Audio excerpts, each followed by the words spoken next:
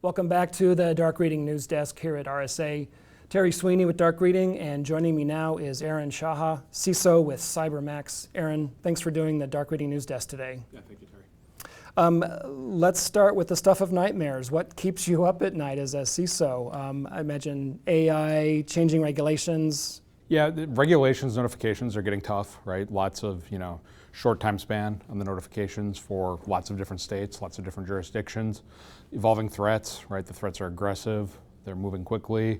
AI is not helping with that, the ability for adversaries to be agile and move quickly. How much of your time is spent just calming down board members who read the latest hair-raising headlines? Luckily, our board, we have a pretty mature board, so not a lot from my side, but definitely in healthcare, we're very big in the healthcare vertical. I bet. So had to do a couple short minute, hey, we need a tabletop like right now, especially post the Change Healthcare incident, to walk clients through and help them understand that and mitigate that risk. Sure. So we're also talking about what a offense that fuels defense strategy looks like. Can you say a bit more about what that consists of and the industries that it's critical for in 2024? Sure. In my history, I came from the Department of Defense, did a lot of offensive cyber operations there, also worked a pretty significant defensive mission, and that really helped me understand doctrinally. I actually studied as a fellow offense and defense and realized that it's two sides of the same coin. You can't understand your defense without understanding the offense, and you can't understand offense without understanding how defenders work. So we do things like very quickly take the output of a pen test report, get with RSAC, get with the client, help them understand the outputs of that, why that's important. But we also really want to look at purple team exercises, right? Just building that fusion together to really just kind of build a much more cohesive data protection strategy for our clients. Customer organizations have been loath to do something that sounds like offense or taking it back to the bad guys, and understandably so.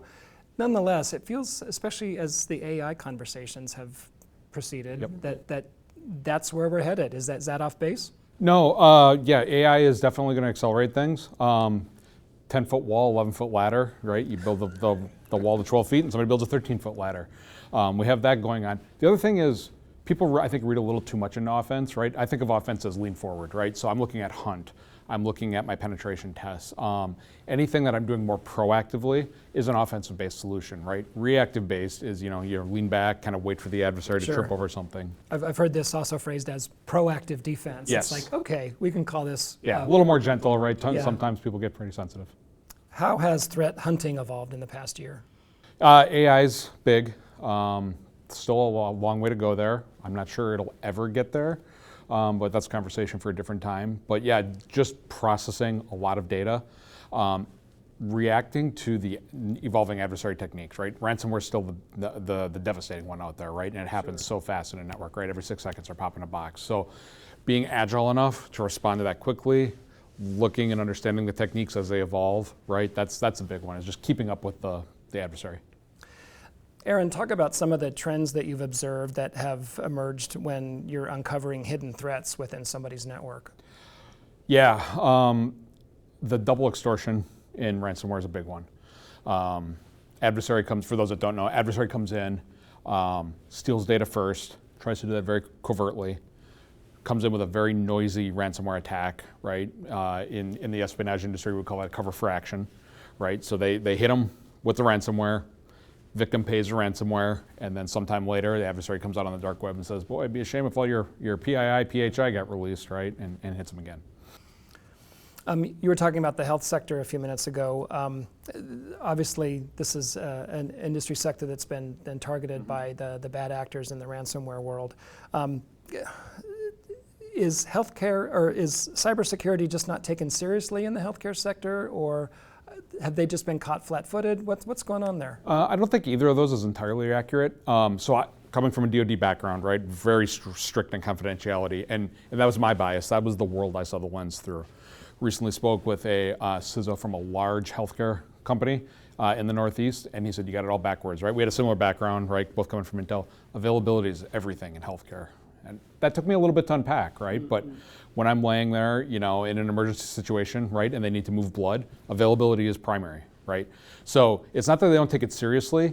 It's just that they have multiple things, and availability is rated much higher than it is in most industries, and that pressure, right, drives a lot of things, right, where you might not, you can lock it down much easier, right, if you didn't have to worry about that availability process.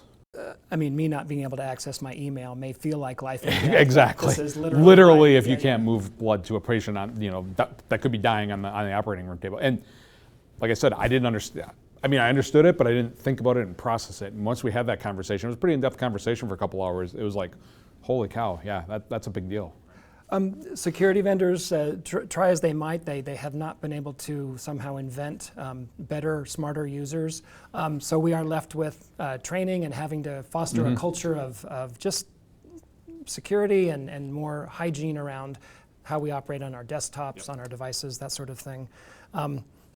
Is this making a difference in sectors like healthcare or others? No, I think it is making a difference. Again, I'm going back to that ladder analogy though, right? The adversaries are adapting too, right? A great mentor of mine, a colonel in the military, came up with the adversary always has a vote in their operations, right? And that's true, right? So as we improve our training and things like that, the adversaries find new and improved ways, right? The really slick one that's coming out right now is the graph communications in Microsoft Office that the adversary is using that's not visible to many of our detection techniques, right? So the adversary is upping their game as we up our defenses, and it's the natural way of the world. Well, I appreciate having a new way to hold this offense that fuels defense strategy. Aaron, thanks for joining us on the Dark Reading News Desk. We've been talking with Aaron Shaha of CyberMaxx. This has been Terry Sweeney for the Dark Reading News Desk. Thanks for joining us for this segment. We'll see you next time.